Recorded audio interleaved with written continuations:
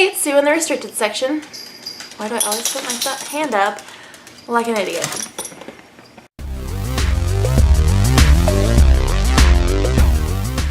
Hey, it's Sue in the restricted section. Today I'm going to be doing a review of the book and the movie, The Flowers of War.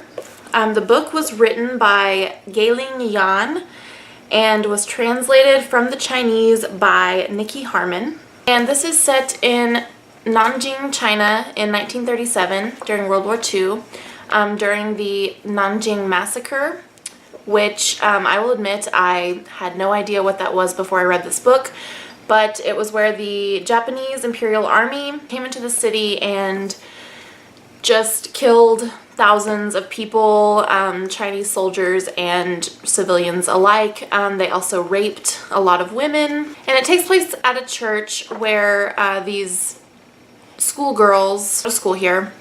They're all like 13, 14 years old, and it's supposed to be neutral ground, so the Japanese army are not supposed to come into this church at all or bother them, but that of course doesn't happen.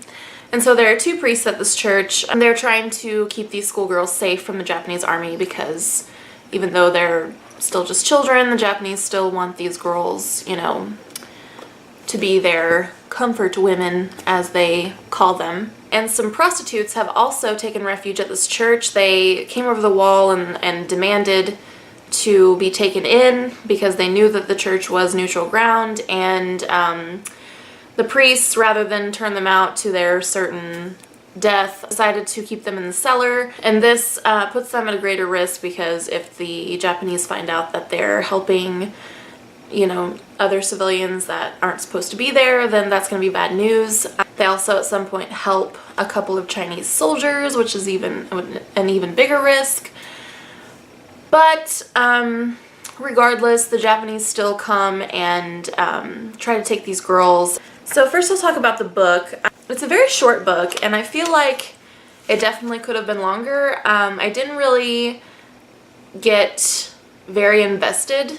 Even though, you know, some terrible things are happening here, obviously, I really wasn't that impacted by it for the most part. It did make me want to learn more about the Nanjing Massacre because that was something I'd never heard of, and I knew that this was, I don't think I even said this is based on a true story, but it is. That's a real thing that happened. Although the Japanese do claim that it has been exaggerated, but I don't know if that's true or not. But and also the author based the actual story of the school on a true story that she heard as well. So it did make me want to learn more, which I think that's always a good thing when a book prompts you to, you know, learn more. But I wasn't really emotionally invested at all, and it didn't have a huge impact on me otherwise.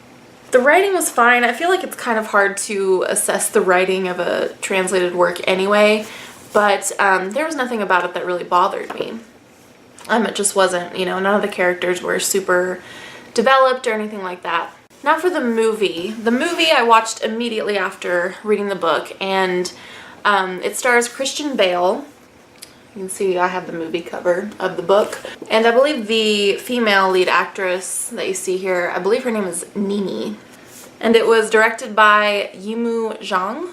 I hope I'm probably mispronouncing every Chinese name that I'm saying, but I'm trying. Or Zhang Yimou. I know that in Chinese culture that they usually put the surname first, but anyway, moving on. The movie did have more of an impact, more of an emotional impact, and I don't know if it's just because you're seeing it, because, you know, movies are shorter, so you think you wouldn't become as invested, but I was definitely more invested in the movie. It is more graphic. There's a lot more graphic violence, like a lot of dead bodies laying around the city, a lot of blood. There's also more violence toward these schoolgirls than there is in the book. At some point in the movie, the Japanese army actually busts in and tries to take these girls, and that scene is kind of is pretty disturbing because, you know, they are young girls and these Japanese men are trying, you know, pulling their clothes off, trying to rape them right there.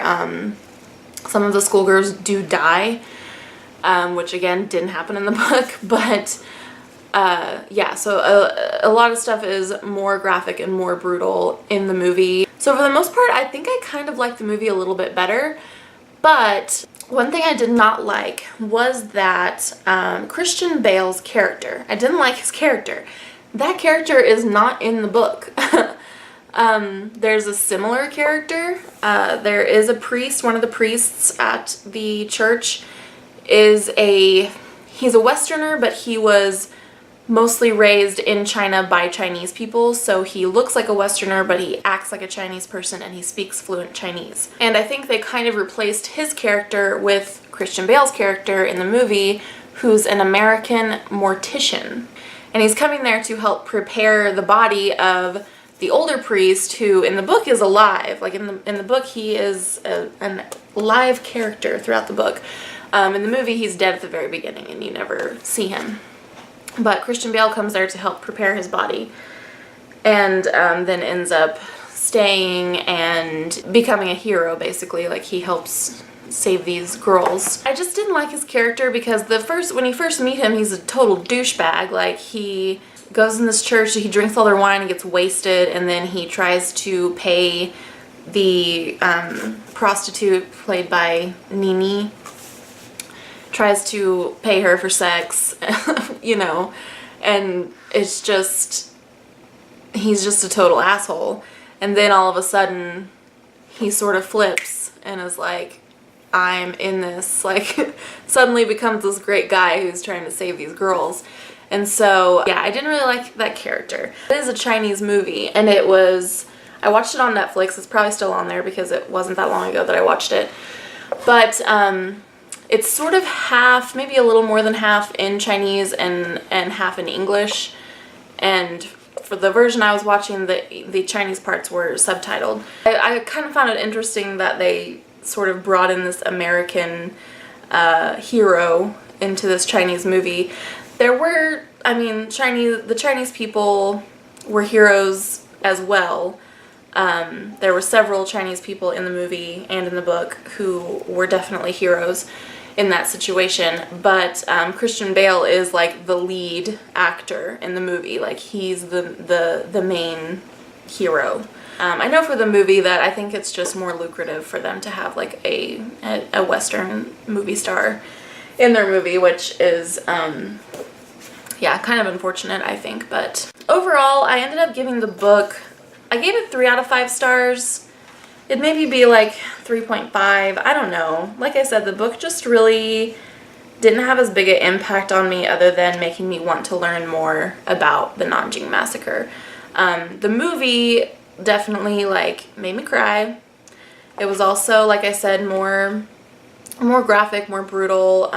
There's definitely a pretty brutal rape scene, which is the same rape scene that's described in the book. And it is described fairly explicitly in the book too, but the movie was definitely, it was worse seeing it, I would say. I'm not sure that watching the movie would have made me want to go learn more about this event though.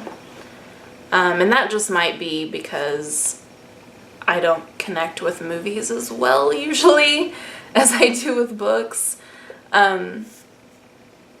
So I don't know, because movies, I don't know, I think movies are just so fast-paced sometimes that I don't have time to think about, like, wow, this is a real thing that happened, I should learn more.